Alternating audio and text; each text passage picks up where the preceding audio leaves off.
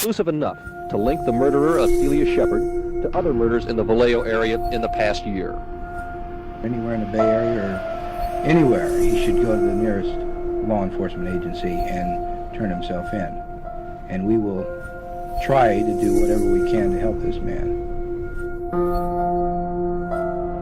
This guy is a pathological psycho killer. There's no doubt about it. Is there any doubt in your mind that there is or is not any connection between Vallejo and various? This we're sifting out now. I wouldn't say that there is any connection, yet I wouldn't want to tell you there isn't at this time. We have some pretty good physical evidence that we're working on now. And of course, we're going to get together with the Vallejo authorities. We've been in contact with them since the incident, and we definitely will pool our resources.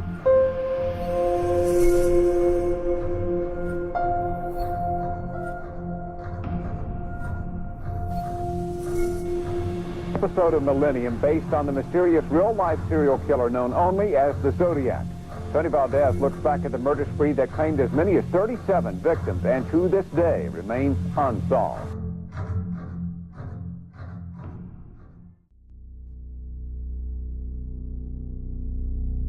This happened to my best friend's parents. They told me this story about 15 years ago and still tell it exactly the same to this day. They both swear it's true and will take this to their grave, so it's either their best kept secret or it's true. I happen to believe it's true. The year was 1969. His parents, let's name them Mark and Sarah, lived in Martinez, a small town about 25 miles east of San Francisco. If you recall, this was the prime time for the Zodiac killer. At this point, they say the Zodiac had already committed a murder in Benicia, which is about 10 miles from Martinez, and a murder in Valero, which is about 15 miles from Martinez. So for the story, Mark and Sarah decide to drive up to the local makeout spot one night during a full moon. This spot is located at the top of a hill, approximately 1 mile from the main road. Back then, and even now, at the top is a huge oak tree with a roundabout going around the oak tree. The one road is the only way in and out via car. Everything else is just open space, trees and brush. On this night, they notice a car parked on the side of the road next to a hiking trail, about 3/4 away to the top. They look at each other, noting how out of place it seemed, but carried on. Typically there are few cars up there, but never super crowded. When they got to the top, they were one of only 2 cars. They proceeded to pull around the roundabout, and parked a good distance behind the other car as to not interrupt. As they tell the story, they are simply hanging out and talking for a while, enjoying the fresh air, what have you. After a while, the other car leaves, and they decide to take things into the car and start making out. You know how sometimes you get this sensation that you're being watched? You just get this general feeling of uneasiness, and the hairs on your arms and back of your neck stand up. That is how Sarah describes she began to feel. She tells Mark she wants to go and that she's scared. He reassures her that everything is fine. They start to fool around some more. She then says she notices something moving in the bushes behind the cattle gate. He reassures her that it is nothing, or probably some animal scurrying about. She gives in and they begin to fool around again. She stops him again and says there's something out there behind the gate. Mark turns and notices what appears to be a man, standing and pacing behind the cattle gate, which is probably 40 to 50 yards away from them. He tries calming Sarah down some more, who is now visibly shaken. He tells her not to worry, and that it is probably the person walking back to the car they saw on the side of the road by the hiking trail. She calms down and they continue to talk and hang out. At this point, Mark himself is a bit leery of this person, so he tracks the movement of the person. At one point he notices the person is gone. He figures he hiked away. All of a sudden Sarah screams, "Mark, look!" Mark turns around and sees a man standing next to the oak tree wearing a long coat and a round top hat-like hat. Mark turns the car on. As he turns it over, the man begins running towards the car. The man reaches the car just as it begins to move, opens the passenger side door, and pulls on Sarah. Luckily, she was wearing her seatbelt, and the man was unable to pull her out of the car. Mark continues to drive down the hill as fast as possible. When they get home, they tell Sarah's parents about the ordeal, but they blow them off as kids just telling stories. To this day, they maintain that the Zodiac killer had almost gotten them.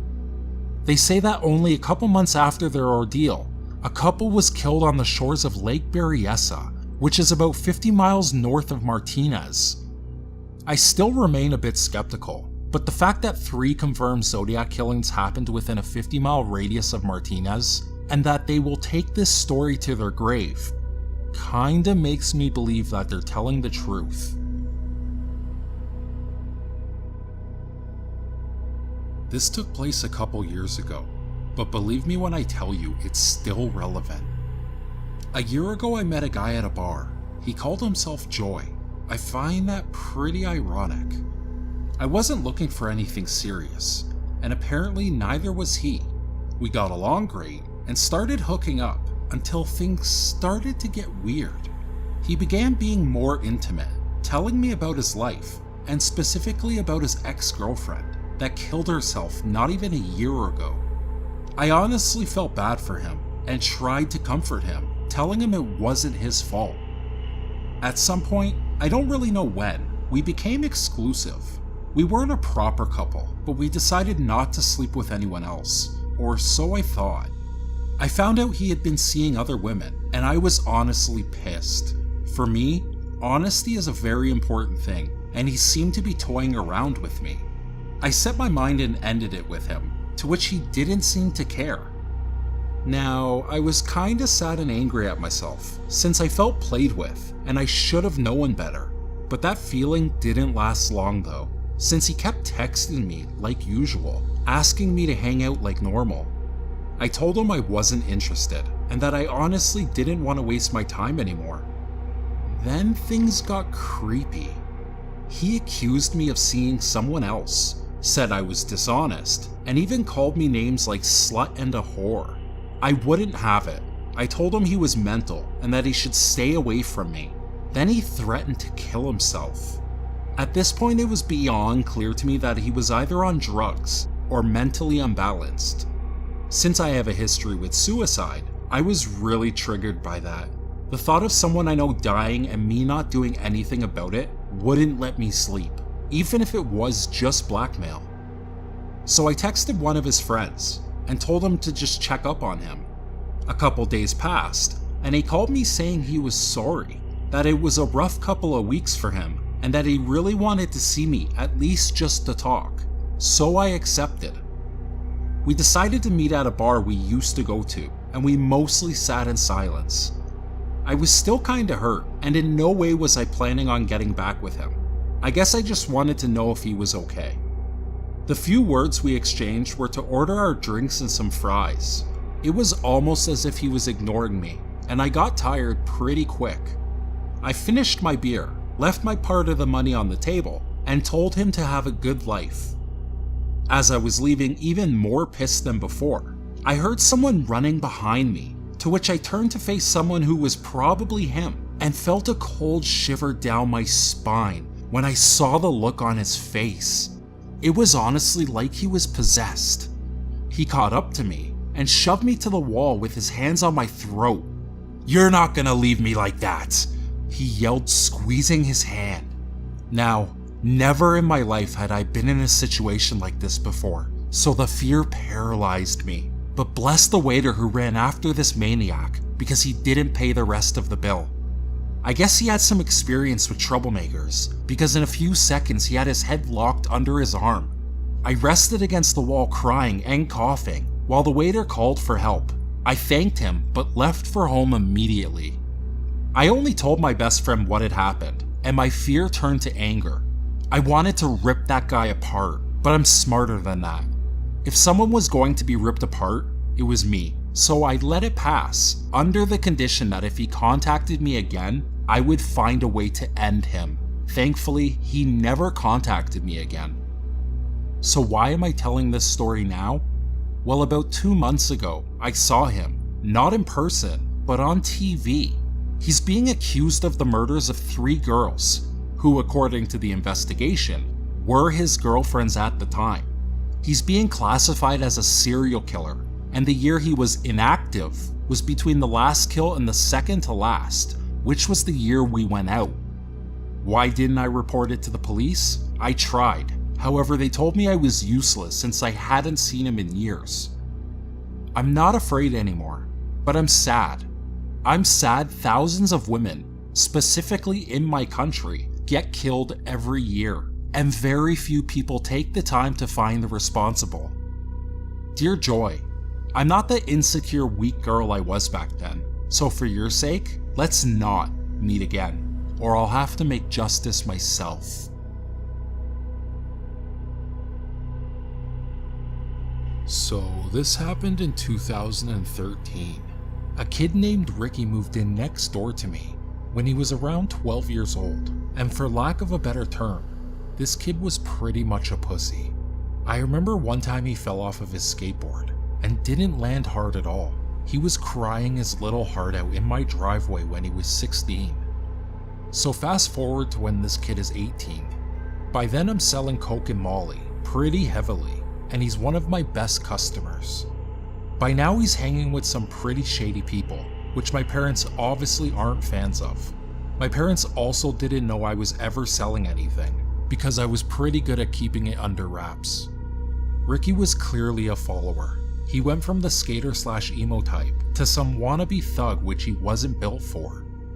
So my parents take a vacation to North Carolina every year for 2 weeks, and ask if I'll come stay at the house while they're gone, which I was pretty excited about, because their house is much better than the shitty little 1-bedroom apartment I had at the time.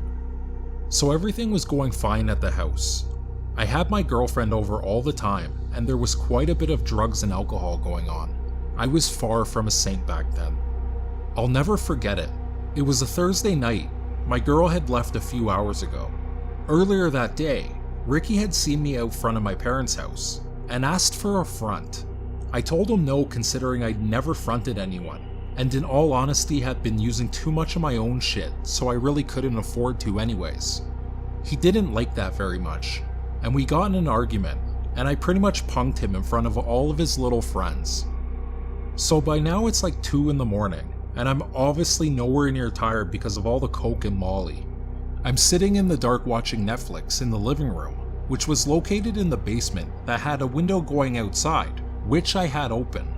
I had paused the TV and was on my phone texting when I hear something. It's the screen of my window slowly sliding up. I know the sound. I had snuck in and out of this house numerous times growing up. So I slowly get up and watch the window. I clearly see the screen moving very slowly up through the curtains. So I walk up to the window, and as soon as I move the curtain, at least 3 or 4 people scatter. I run out front, but they're booking it down the street. I knew it was that Ricky kid and his friends. I didn't see them, but I knew it was those shitheads. I didn't call the cops or nothing, cause I wasn't exactly living on the right side of the law. So I just go back in and lock everything up, and the rest of the week goes smooth. I never told my parents about it, and I also never saw Ricky again. I called him a few times, which he never answered, which was all the more reason to know it was him, and he knew that I knew.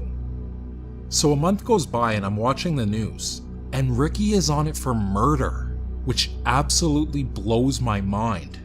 Him and his 3 friends went out of town, broke into some old couple's home, beat and tied them up, and then stabbed them.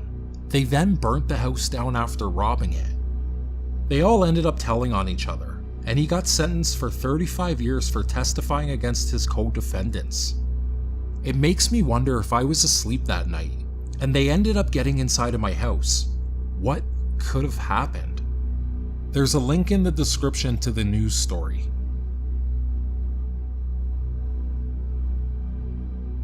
So when I was around 6 years old, just before starting school, I had to stay at my grandparents' place for around 6 months due to my parents constantly traveling for work. This happened in Europe, in a little country called Lithuania. My grandmother lived in a block of flats, a 5-story building in a peaceful community neighborhood. My grandmother was working as a nanny at the time, and she had one more girl, who was from Washington, United States, staying with us. Me and the girl were playing outside, and we noticed a man in a brown leather jacket and brown pants lingering around the block. Being kids, we didn't pay much attention to him or found his behavior suspicious. I remember passing him by the time we had to go home, and him holding the door for us. He had dark hair and blue eyes. My grandmother's flat was on the last floor, so the three of us are having dinner when my grandfather, who at the time was working a night shift at a local billiards club, was leaving for work. So we have dinner, say goodbye to my grandpa, and we're off to bed. Mind you, back then nobody locked the front door of their house because everybody knew their neighbors and trusted them in a time of need. My grandmother is telling us a bedtime story, and it's already dark outside. That's when we hear three muffled sounds as if furniture's falling. My grandmother immediately rushed to lock the door for some reason. She tells us someone's probably redecorating and moving their furniture, so we eventually fall asleep. Fast forward to the next morning, my grandfather is coming back from work. It's around 6 a.m. and he finds the front door open of the apartment that belonged to a family living on the 3rd floor. He walks in and finds a grandmother, a boy who was around 5 years old, and our friend shot dead with bullet wounds. Me and the girl are immediately woken up. There's police everywhere. We were asked if we saw anything suspicious or people not from our neighborhood. Of course, we remembered the man lurking around and told the investigators. Later on, he was found guilty of that particular murder, and it was all over the local newspaper. Since then, everybody I know, including myself, lock their doors at night. If you enjoyed this episode, please comment. Any feedback is totally welcome. And please give it a like or dislike. The choice is in your hands. And last but not least, I am the words that keeps the birds humming. Join me